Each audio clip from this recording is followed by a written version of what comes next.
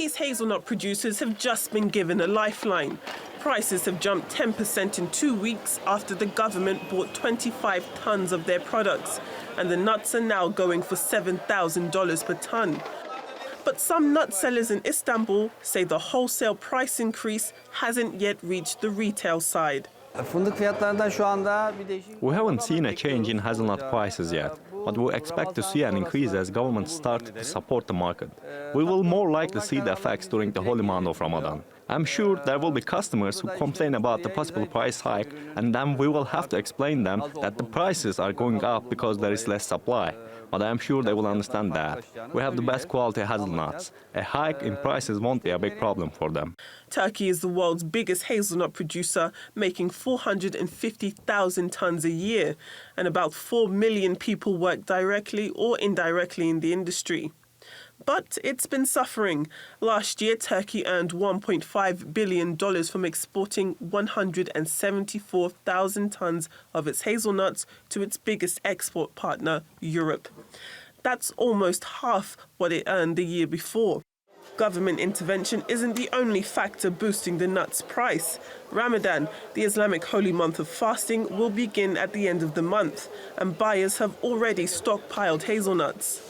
Despite this recent rally, hazelnut prices have remained below their peak in 2014, when bad weather devastated crops in Turkey. But these days, nut sellers here in Istanbul's Spice Bazaar are optimistic. They say the government's intervention will soon have them making more money. Adefemi Akinsanya, TRT World, Istanbul.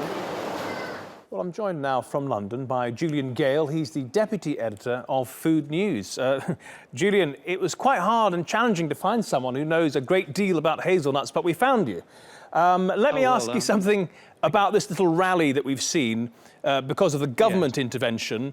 Is that sustainable, or will there still be a pressure, downward pressure? I think there would still be downward pressure because on the supply side of things, although they had a little bit of frost recently, that wasn't enough to substantially damage the crop, and certainly nowhere near as bad as in 2014, which was when the prices spiked, as your report has referred to.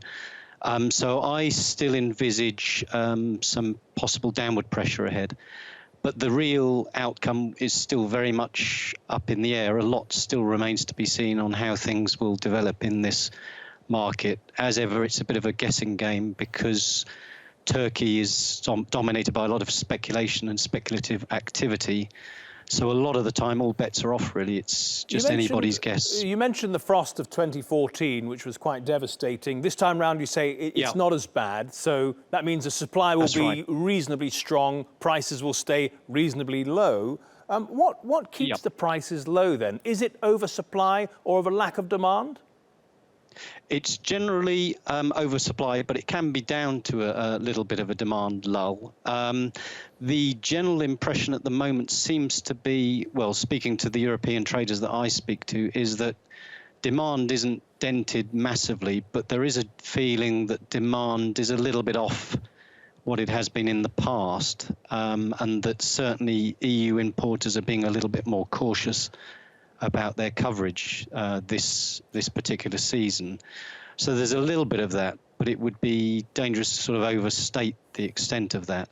Julian, let me ask you about Turkey. I was quite surprised. I mean, the nuts that they have here are really fresh and very good, but I'm just wondering, I was quite surprised to find out 3/4 of the world's hazelnuts come from Turkey. What is it about the climate or the culture that makes it such a strong contender in this market? Well, I think it's a combination of both those aspects that you mentioned there, the climate and the culture. Obviously, it's become historically entrenched in Turkey as a producer, so it's become, the historical origin of note. And I would envisage Turkey continuing to dominate on the global export scene. And yes, it does have generally the very favourable climate and conditions for growing hazelnuts. It's got the good combination of sun, a good combination of rainfall at the right time. Obviously, it doesn't always arrive at the right time, but it's got that right combination, and it's got farmers who traditionally are enthusiastic about growing hazelnuts. They've had good financial returns from growing hazelnuts. On the whole, that's the case. Although obviously they welcomed the intervention recently. That's right. I mean, we know, Julian, that 4 million people are apparently involved in this industry here in Turkey, so it is phenomenal. Julian Gale in London, thank you so much for your analysis.